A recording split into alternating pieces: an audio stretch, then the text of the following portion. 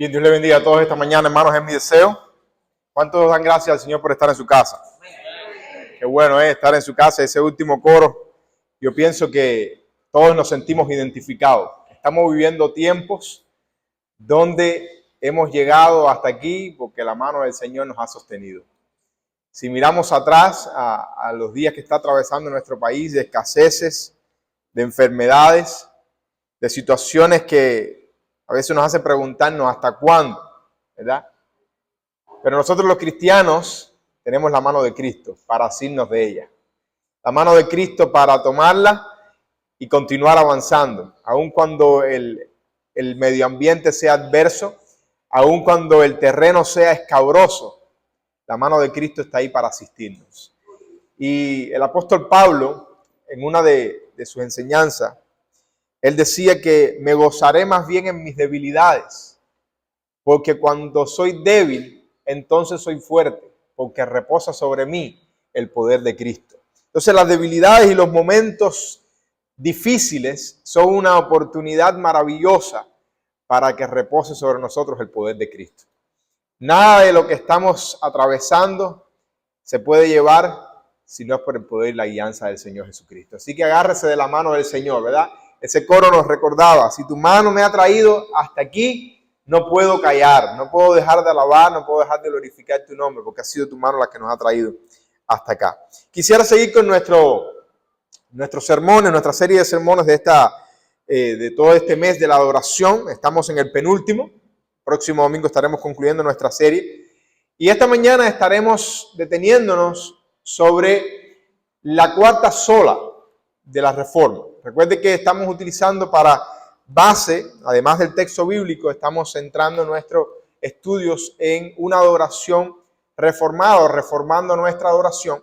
Y estamos tomando para esto la base de las 5 solas de la Reforma, que fueron el fundamento teológico de la Reforma protestante emprendida por Martín Lutero.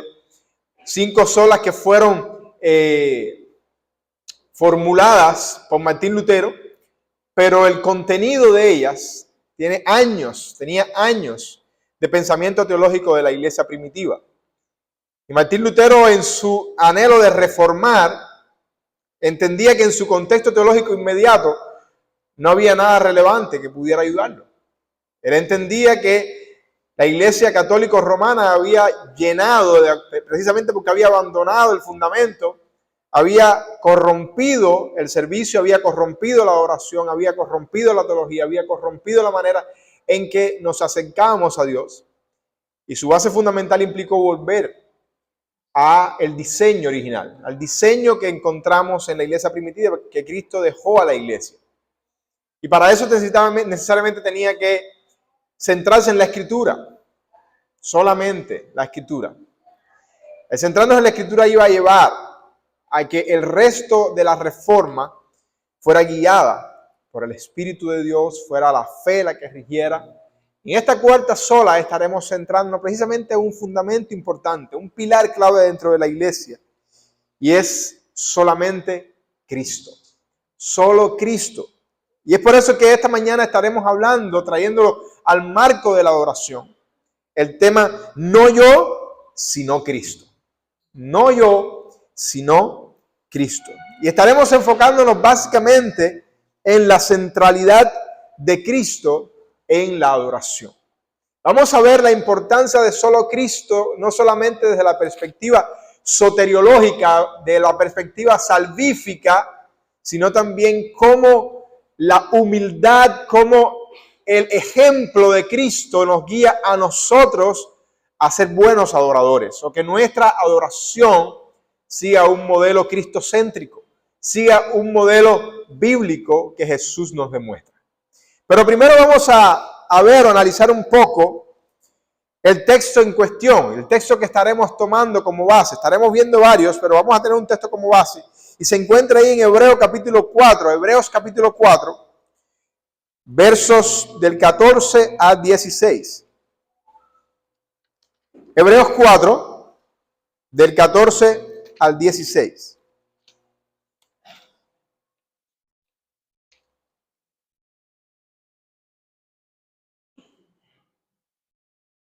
¿Estamos todos ahí? Hebreos capítulo 4, versos del 14 hasta el 16. Dice la palabra del Señor.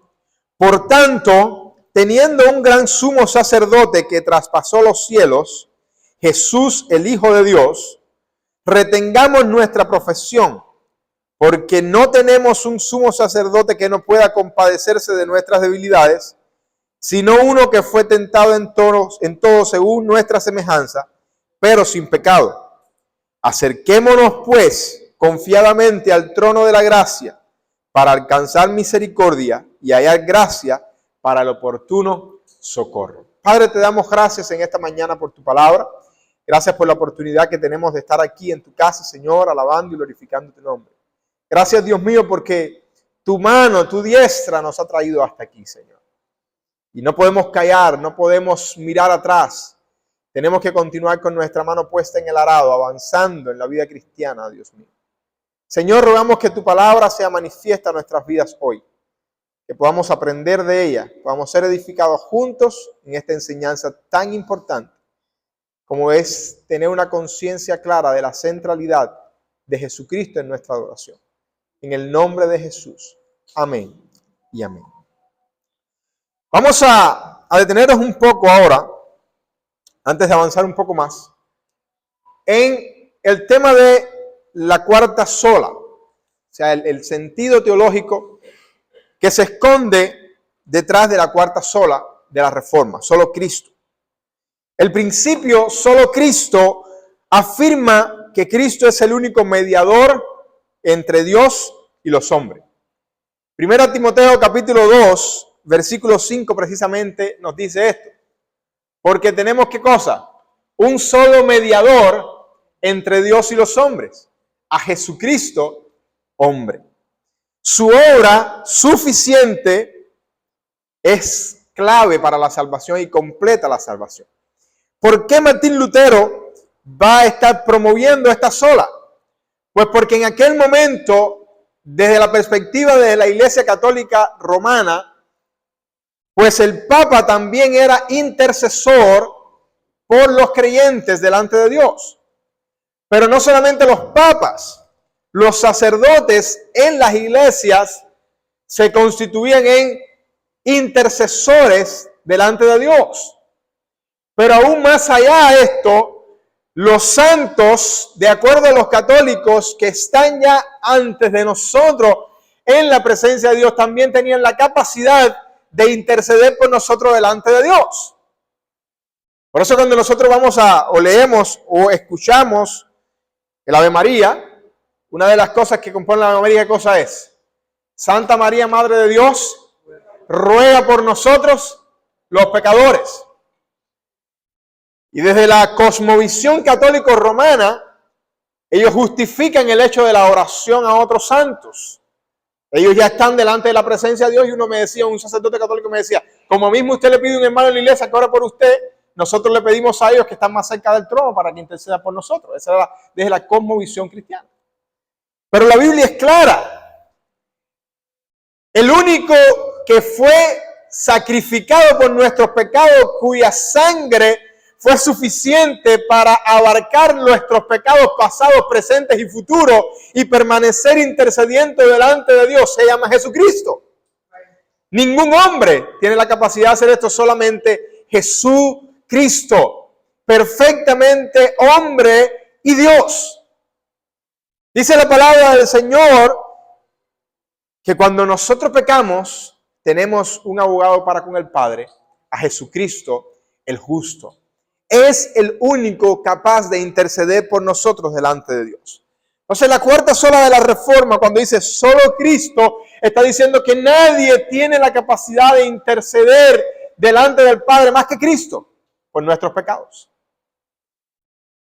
Y el autor de la carta de los Hebreos lo está diciendo, porque tenemos un gran sumo sacerdote, que está por encima de los sumos sacerdotes pasados, que su oficio sacerdotal es perfecto, que su oficio sacerdotal no necesita renovación, no necesita un cambio, no necesita purificación, porque Él ha accedido delante del mismísimo trono de Dios para que nosotros hallemos gracia para el oportuno socorro. Parte de la gracia que nos es aplicada es que Cristo está en la presencia de Dios intercediendo por nosotros.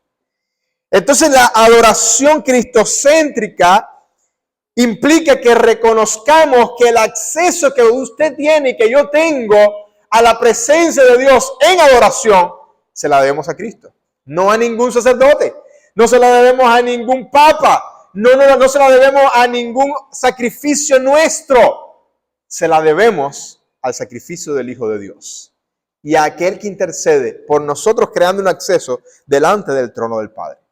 Entonces esta es la cuarta sola, el solo Cristo.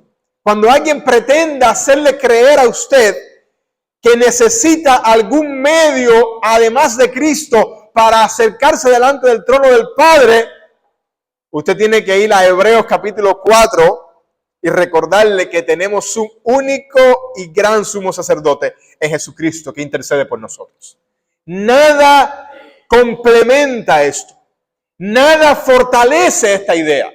Solamente Jesucristo es capaz de interceder por nosotros delante de Dios. Ni el Papa, ni los sacerdotes, ni los santos, ni María, nadie. Es solamente Cristo. Jesucristo ofrece una mediación perfecta. Una mediación perfecta por nosotros delante de Dios. No hay otro camino, no hay otra verdad, no hay otra vida que no sea a través de Él. Juan 14:6 nos lo dice, lo tenemos puesto frente aquí en la puerta de nuestra iglesia. Yo soy el camino, la verdad y la vida. Nadie viene al Padre si no es por mí. Y aquí no solamente implica el hecho de que la salvación solamente es a través de Cristo, el acceso al Padre es a través de Cristo desde el punto de vista de la salvación, sino también desde el punto de vista de la adoración. Es imposible que usted proceda a adorar si antes no ha sido justificado por Cristo, por el sacrificio de Cristo. El acceso a la adoración, el acceso al trono de Dios, le pertenece a hombres y mujeres santificados, a hombres y mujeres redimidos por la sangre de Cristo, no a cualquiera. Entonces, en cierto sentido, Juan 14:6 implica que la única alternativa para acceder a Dios es a través de Cristo.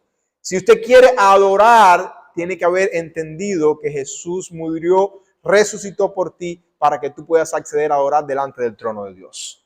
Lo que era exclusivo para unos pocos en el Antiguo Testamento, Jesucristo lo ha hecho posible para todos los cristianos. Todos tenemos acceso delante del trono de Dios. Y esta última parte, el último versículo que estábamos leyendo, acerquémonos pues confiadamente. Ese temor implícito que tenían los sacerdotes en el Antiguo Testamento. ¿Será aceptada mi ofrenda? ¿Moriré en el altar? ¿Moriré dejando mi ofrenda? ¿Estaré listo para estar delante de Dios?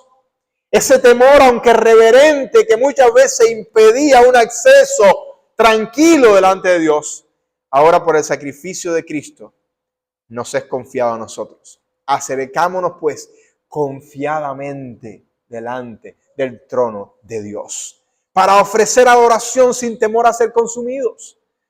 ¿Por qué? Porque Jesús intercede por nosotros. No quiere decir esto que tenemos que entrar delante de Dios como querramos nosotros o como mejor nos parezca. Tenemos que entrar en santificación, tenemos que entrar buscando agradar a Dios en todo momento, pero entendiendo que junto a nosotros ahí está Cristo.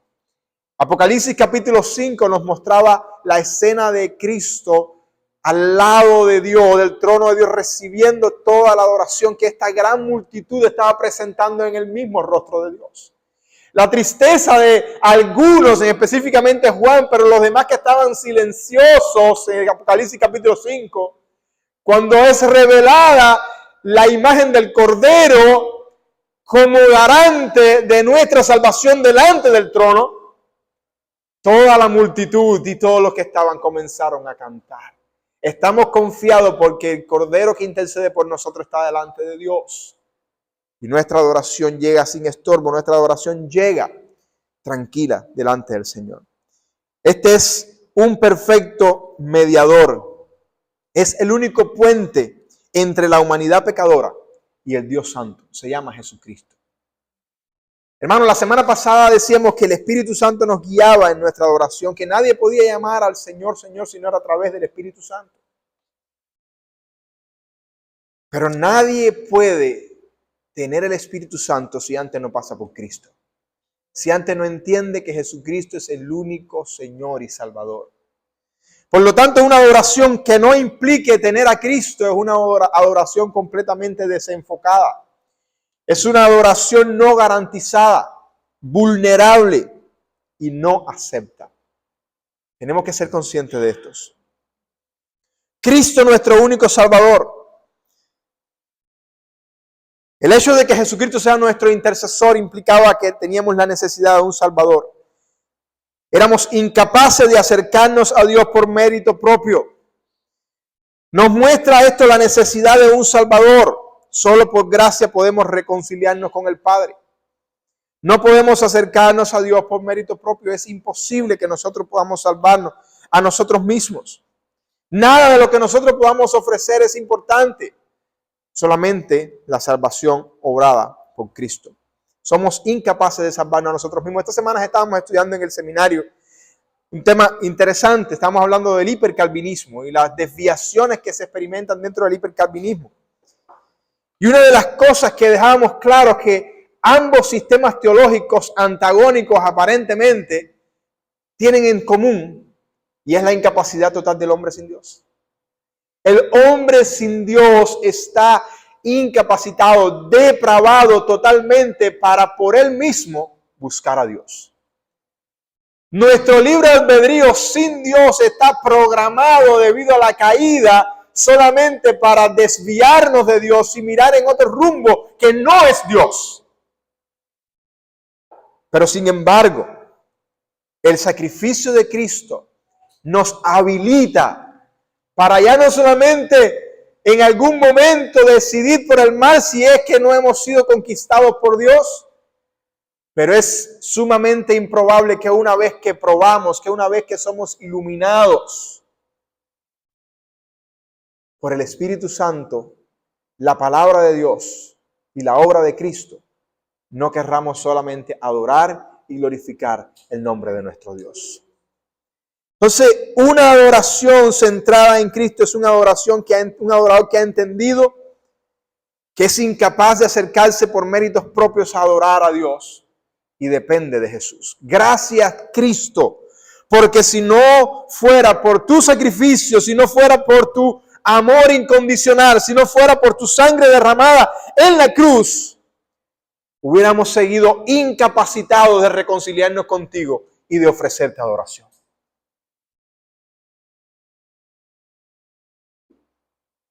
La obra de Jesucristo en la cruz fue el sacrificio perfecto y único para propiciación por nuestros pecados. Su sangre nos limpia y nos justifica.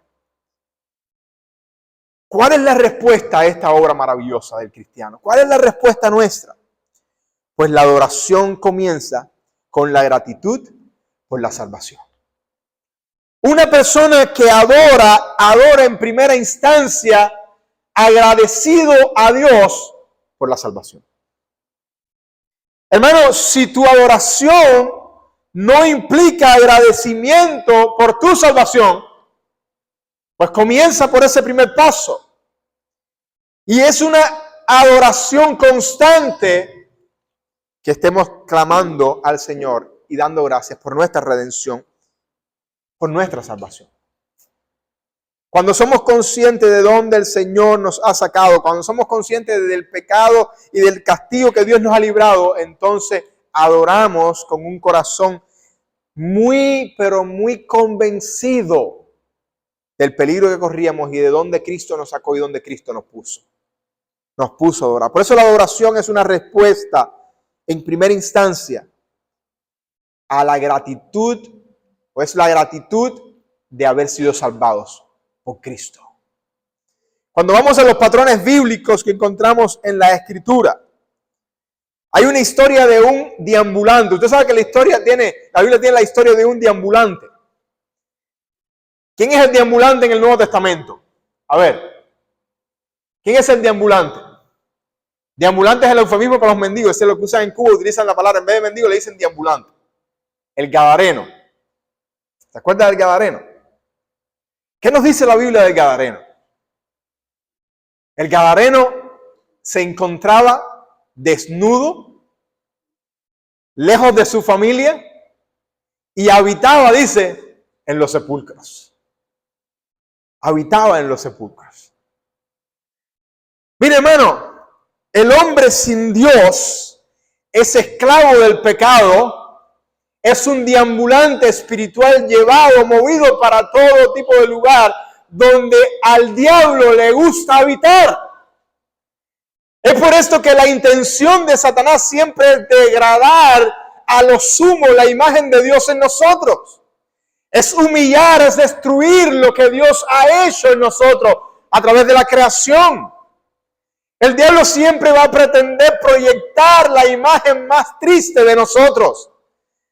El gadareno se encontraba en los sepulcros sin familia, sin nación, sin identidad.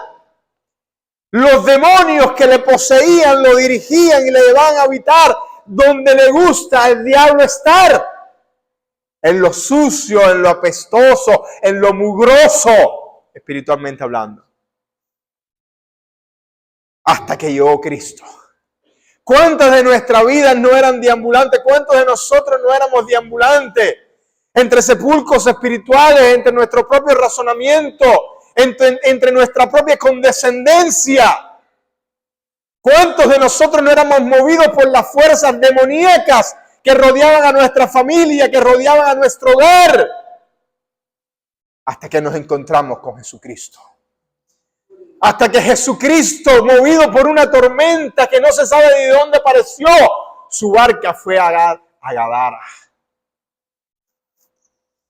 A veces las tormentas en nuestra vida reconducen nuestra barca a lugares a los cuales nunca hubiéramos ido si no hubiéramos sido azotados por la tormenta.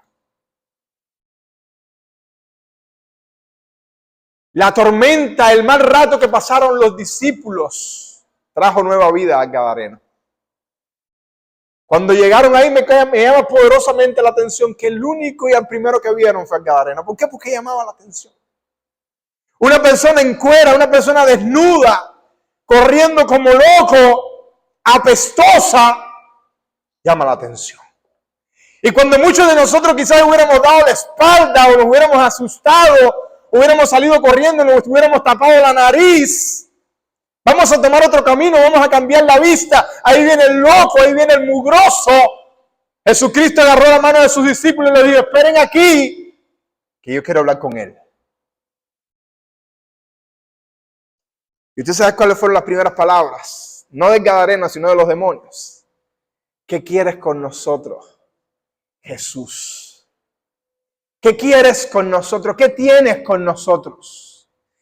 Y lo que yo no sabía, que Jesucristo no tenía nada con ellos, porque ya Él los había derrotado y ya tenía una sentencia dictada ante la fundación del mundo. Lo que Jesucristo tenía que hablar, lo tenía que hablar con el que estaba desnudo, apestoso y sin casa.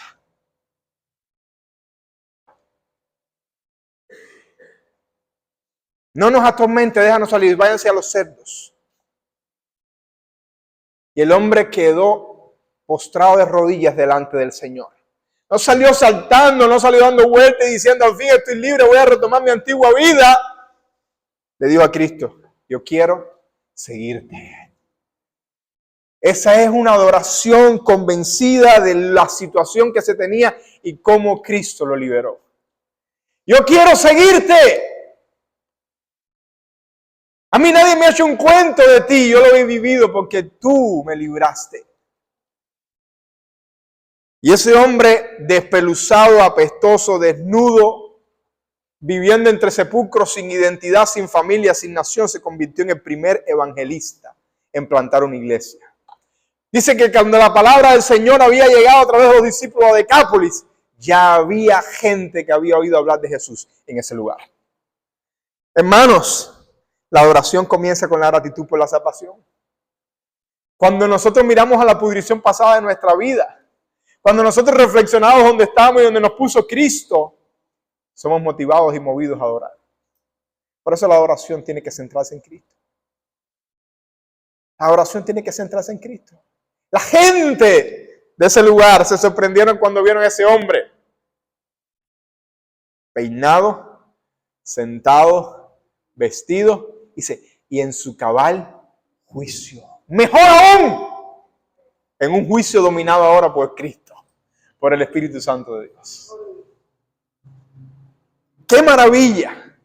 ¡Qué maravilla es una adoración forjada con una conciencia clara de lo que Jesucristo ha hecho por nosotros!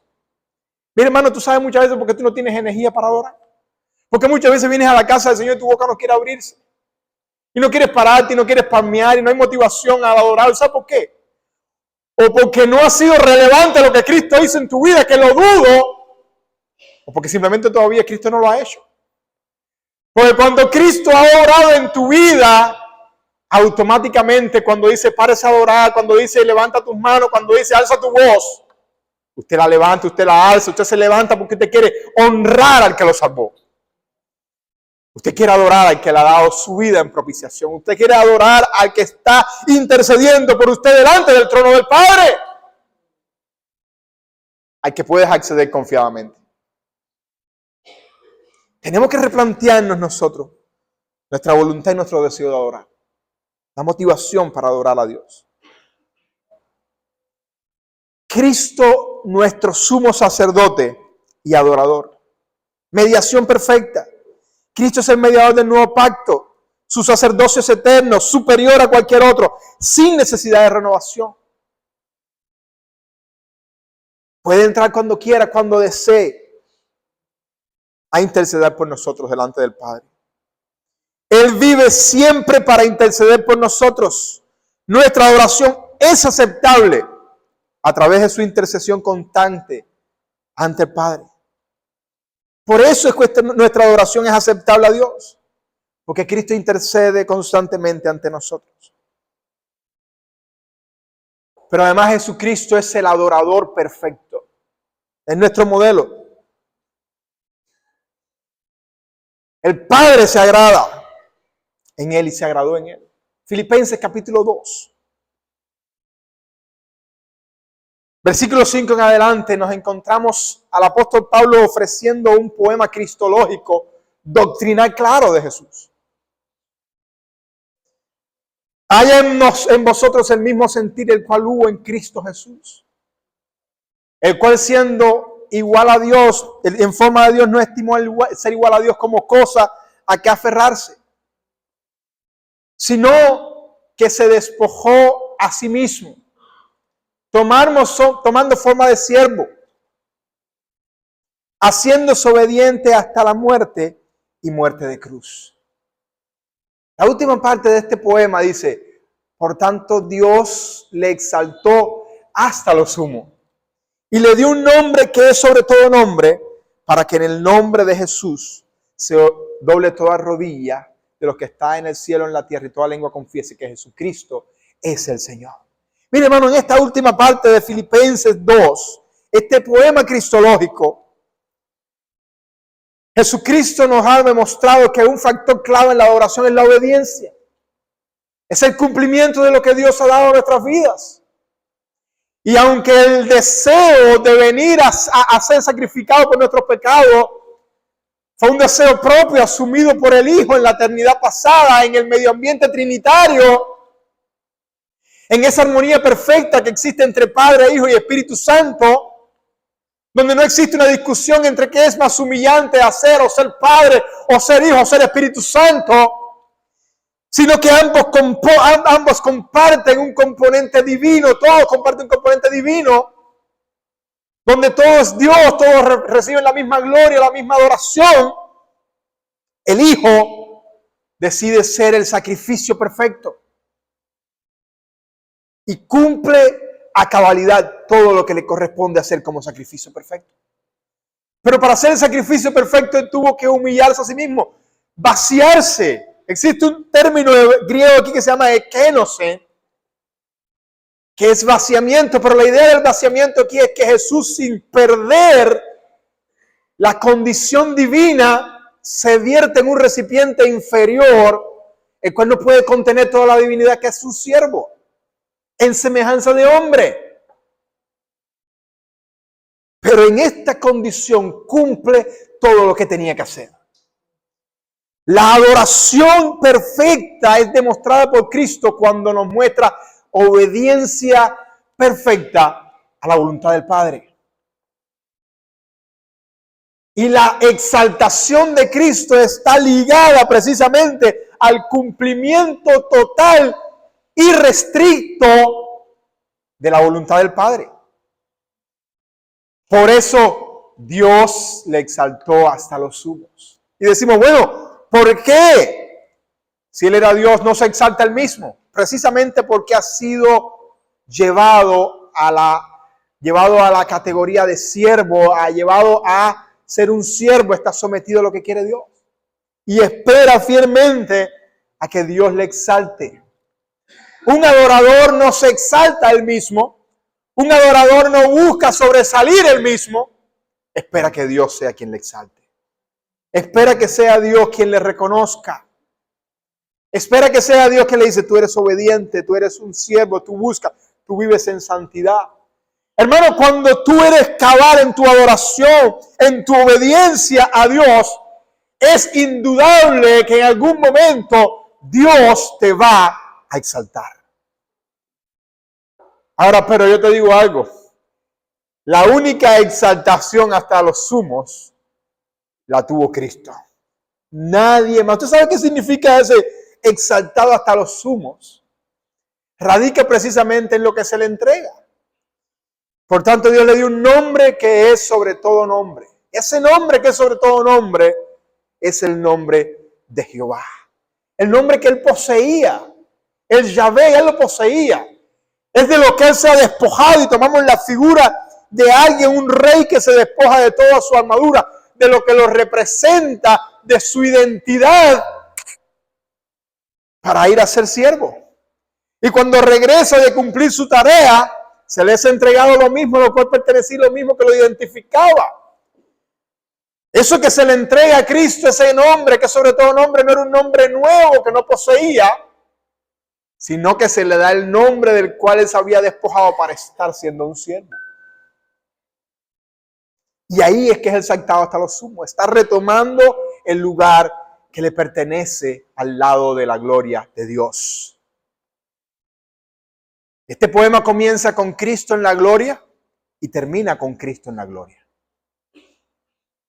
Entonces el adorador perfecto porque ha cumplido todas las cosas, porque ha obedecido a Dios.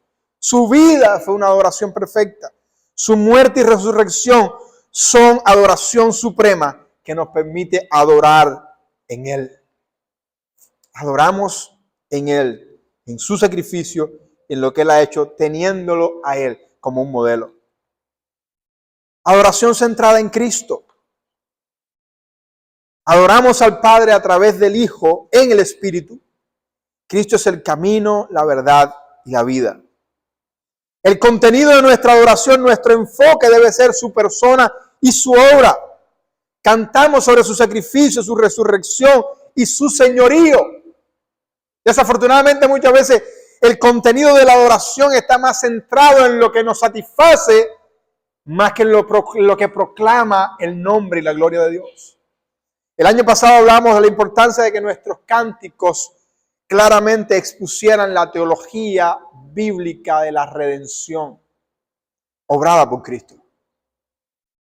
El poder del Espíritu Santo nos capacita para adorar y la verdad de las Escrituras transforma nuestros corazones y nos aclara cuando nuestra adoración está bien centrada. Ahora, ¿cuáles son las implicaciones de mí a Él? Primeramente, humildad y rechazo del mérito. No se trata de mí. La oración no es sobre nuestro desempeño o nuestros sentimientos. Grupo de alabanza, músicos, líderes de ministerio en nuestra iglesia, cristianos en general, la oración no se trata de ti ni de tu desempeño. Ni cuánto estás haciendo, ni cuánto estás logrando, ni cuántos likes tienes, ni cuántas vistas tienes tu video. Se trata de canalizar esa gloria a Él. No yo significa que no se trata de lo que hacemos, sino de lo que Cristo hizo. De lo que Él hace y de lo que continuará haciendo de su persona. Es que cada persona que venga a este lugar a través de los que adoran, sean capaces de ver la persona de Jesucristo. Sean capaces de ver a Cristo. La adoración en la vida diaria es otro componente importante. Toda la vida es un acto de adoración. Lo veíamos nosotros la semana pasada. La adoración en espíritu implica que se puede hacer en todo lugar y en cualquier momento de nuestra vida. Romanos 12, capítulo 12, versículos 1 y 2. Os ruego, hermanos, por la misericordia de Dios, que presentéis vuestros cuerpos en sacrificio vivo, santo, agradable a Dios, que es vuestro verdadero culto racional. Y este culto racional decíamos la semana pasada que es un culto consciente de lo que Jesucristo ha hecho. Mi adoración es una respuesta consciente del sacrificio que Cristo ha hecho y yo respondo en adoración a eso que Él hizo. Vivir para su gloria significa que cada decisión que yo tome refleja mi compromiso con Cristo. Cada paso que yo doy refleja mi compromiso con Cristo. Mi adoración es guiada por Cristo. Unidad en la adoración. Cristo trae unidad a su pueblo. La adoración no es un acto individualista, aunque adoramos en lo individual, sino una expresión corporativa de nuestra fe en Él. Por eso es tan importante congregarnos. Porque la congregación de los santos organiza la adoración corporativa donde todo bajo un elemento común, el sacrificio de Cristo, cantamos a Él. Es importante que nos congreguemos. Por eso el apóstol, el autor de los Hebreos, aunque yo creo que es el apóstol Pablo, dice no dejando de congregar como unos tienen por costumbre. Porque el abandono de la congregación implica desprecio, menosprecio de la adoración corporativa. Usted necesita congregarse con otros santos para adorar a Cristo. Algo que yo escribí en un artículo para el doctorado en esta semana, y decía que respecto al bautismo, el bautismo no es obligatorio, no salva. Pero los que han sido bautizados, pero los que han creído en Cristo, han de ser bautizados. Lo mismo digo ahora de la oración. El congregarse no solamente es una exigencia de Dios, sino que todos los que hemos sido conquistados por el Señor tenemos que congregarnos. Es un deber congregarnos para adorar juntos a nuestro Dios.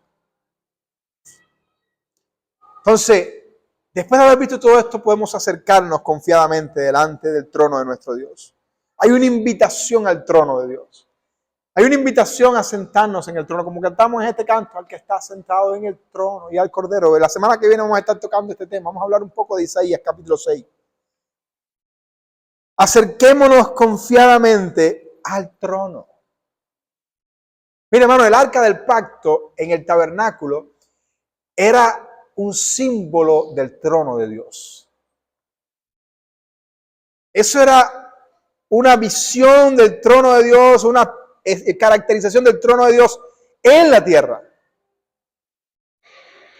Por lo tanto, el sacerdote que en aquel momento entraba, dicho sea de paso, con un cascabel atado a su pierna, por si moría, nadie más podía entrar a sacarlo, había que alarlo de una soga porque estaba frente al trono de Dios. El sacrificio de Cristo, dice la palabra, que rasgó el velo del templo, que dividía el lugar santo del lugar santísimo. Simbólicamente mostrando un acceso pleno a través de la sangre de Cristo al trono de Dios. Acerquémonos pues confiadamente al trono de Dios. Ese trono, ahora dice, es el trono de la gracia. ¿Usted sabe qué es la gracia? Lo que se nos da sin nosotros merecemos. El término hebreo Gesed, que es el que habla de gracia, es cuando alguien recibe algo que no merece, cuando usted es premiado, cuando debe ser castigado. Este trono es el trono de la gracia. Cuando te acercas delante de Dios en adoración, la gracia de Dios hace posible que tú estés ahí. Es la gracia de Dios que hace posible que tú estés ahí. Cantábamos cuando éramos más jóvenes en nuestra iglesia, Francisco Namay lo conoce. Misericordia es la que clamo a ti, por la cual yo estoy aquí. Dice, y no he sido consumido, aunque escuchas mi maldad. Y yo sé que es por tu misericordia. te doy gracias, Señor. El acceso confiado es un acceso que ha garantizado la gracia de Cristo ante el trono de Dios. Tenemos acceso directo y sin temor gracias a la obra consumada de Jesucristo. A lo mejor usted todavía no entiende la dimensión de esto. Pero mire un momento Isaías 6. Cuando Isaías tiene la visión del trono de Dios, lo primero que dice es: ay de mí, que soy muerto. Porque siendo hombre de labios inmundos y que habita en medio de hombres inmundos, han visto mis ojos al Rey. Esa es la imagen que proyecta en nosotros el trono. Pero Isaías no sabía todavía de Cristo, aunque habló de él en sus profecías. Todavía Isaías no había sido portador, no había sido receptor de la gracia. Le fue manifiesta con el ángel que voló y quemó sus labios y le dijo: ahora has quitado tu pecado. Un poquito de su gracia recibió ahí. Nosotros tenemos esta misma imagen ahora delante del trono de Dios, pero la gracia de Cristo nos hace estar confiados ahí. Estoy en paz delante de tu trono. Ese trono que da gracia, misericordia, socorro ante nuestras debilidades. Por último, la adoración como fe. La adoración es un acto de fe y confianza en su obra. No nos acercamos con temor porque estamos seguros de que mediante Jesucristo hemos sido aceptados en Dios. Hemos sido hechos aceptos en el amado. No yo, sino Cristo. La adoración, hermanos, es inherentemente cristocéntrica. Porque solo a través de Cristo tenemos acceso a Dios. Este lema, no yo, sino Cristo, es el corazón de la adoración bíblica, donde nuestra vida y nuestros labios exaltan el nombre de Cristo. Y termino con las palabras ahí en Romanos 11:36. Porque de Él y para Él, y por Él y para Él son todas las cosas. A Él sea la gloria por los siglos de los siglos. Amén. Que nuestra adoración sea siempre sentada en Cristo, nuestro único Salvador y Señor. Dios le bendiga esta mañana, es mi deseo. Quiero que cantemos juntos un coro que pedía el grupo de alabanza.